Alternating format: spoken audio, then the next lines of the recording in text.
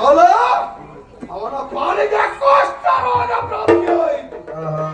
ಸಾರಥಿಯಾದಂತ ಹೆಳವನಾದ ಅಶ್ವಗಳ ಕಣ್ಣೇ ಹಿಂಗೆ ಹೋಯಿತು. ಇದಕ್ಕೆಲ್ಲ ಮೂಲ ಕಾರಣ ನನ್ನ ಪ್ರಭಾವ ನಿಮಿತ್ತದಿಂದಲೇ ಹೀಗಾಗಿರುವಂತದ್ದು.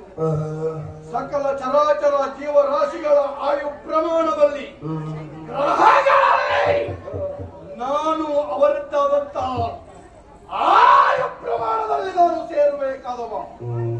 ಗ್ರಹ ರಾಶಿಯಲ್ಲಿ ದ್ವಾದಶ ಸ್ಥಾನವೋ ಅಷ್ಟಮ ಸ್ಥಾನವೋ ಪಂಚಮ ಸ್ಥಾನವೋ ಸಪ್ತಮ ಸ್ಥಾನದಲ್ಲಿಯೂ ಸೇರುವುದರ ಮುಖೇನವಾಗಿ ಅವರ ಪಾಲಿಗೆ ಆಟವನ್ನು ಕೊಟ್ಟು ಅವರನ್ನು ಲೋಕದಲ್ಲಿ ಸತ್ಯಾತ್ಮರು ಧರ್ಮಾತ್ಮರು ಆಗುವ ಹಾಗೆ ಮಾಡುವವ ನಾನು.